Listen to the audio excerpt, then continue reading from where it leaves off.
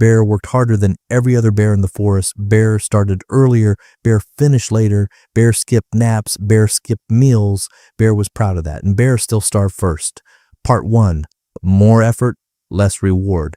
Bear believes more hours mean more food. 10 hours of work, 10 fish caught. Simple math. So Bear adds an 11th hour, then a 12th. But the river does not care how tired Bear is. Fish 12 takes longer than fish 1. Fish 13 slips away entirely. Tired paws are slower paws. A distracted brain misses the fish it used to catch easily. Bear is working more and eating less. This is not weakness. This is a curve. Effort helps until it doesn't. After that point, every extra hour costs more than it earns. Bear calls this dedication. The forest calls it exhaustion. Other animals rest when the sun goes down. Bear treats rest like a competitor stealing time, so Bear keeps going and going. Bear has never had more work ethic, yet Bear has never been closer to empty. Part 2. The body keeps the invoice inside Bear. Something quietly keeps score. It's called the stress response, and it was built for short danger. Run from the wolf, survive, recover, done. But Bear never tells the system the danger is over. Bear treats every unfinished task like a wolf still chasing, so the alarm never turns off. Weeks of this and Bear's body starts running on borrowed energy. Sleep gets shorter, but not more restful. Bear wakes up tired from resting. In one study, chronically overworked animals showed slower healing and weaker immunity.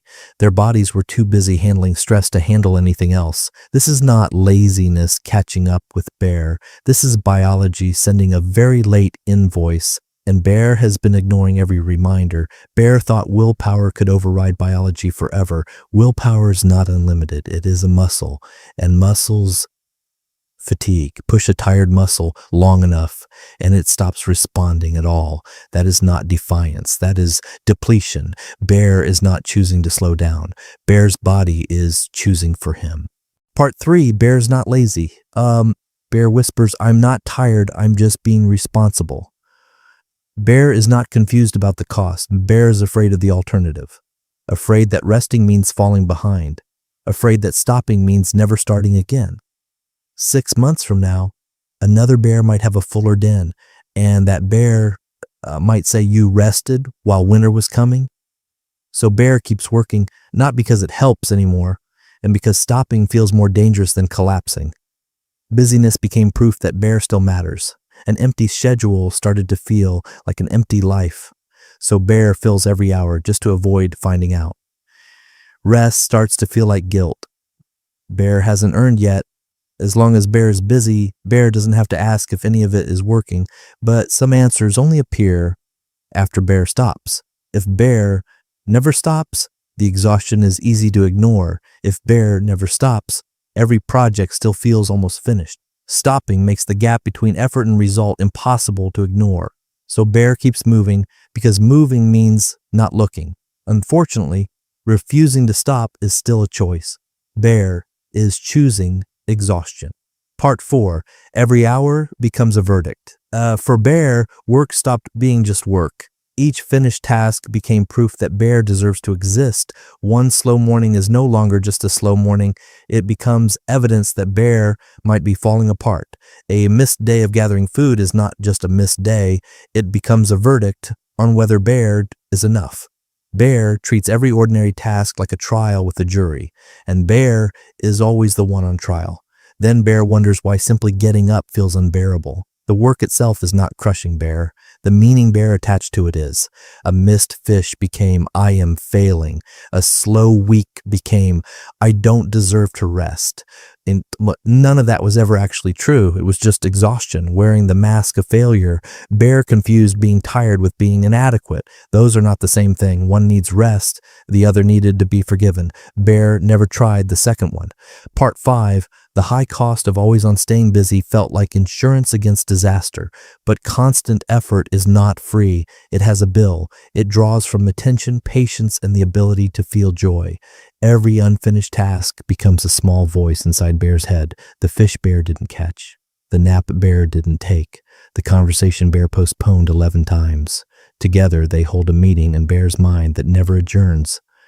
Working harder does not silence that meeting, only rest does, but rest is exactly what Bear keeps postponing.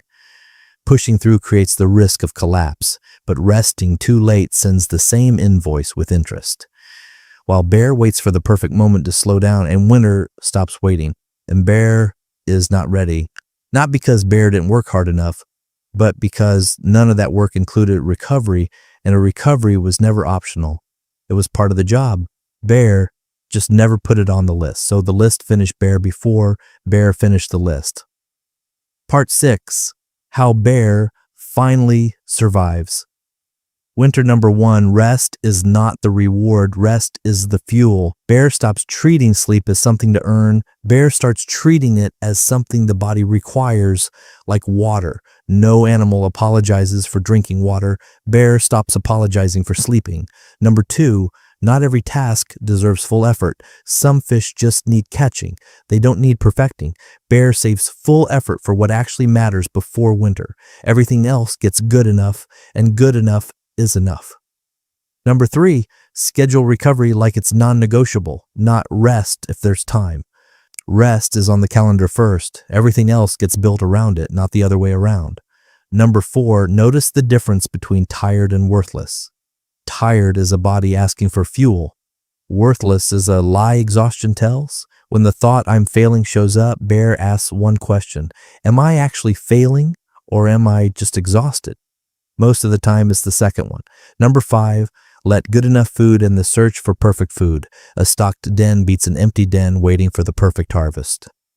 Winter does not care how impressive the effort looked. Winter only cares whether the den is stocked and Bear is standing. Part 7. Rest is not the opposite of work. Bear cannot fully know how much rest helps until Bear actually rests. Bear cannot know the work is sustainable until it survives a slower week. Action gives Bear the answer that thinking never could. Rest, then work, then rest again. That does not mean Bear should stop trying hard. Some seasons genuinely demand more from Bear. The problem was never effort. The problem was effort with no bottom. Bear does not need to be the hardest working animal in the forest. Bear just needs enough food and enough bear left to enjoy it. A full den with an empty bear is not actually success. It's just exhaustion wearing a winning costume. The goal was never to survive winter completely empty. The goal is to survive winter and still recognize himself in spring.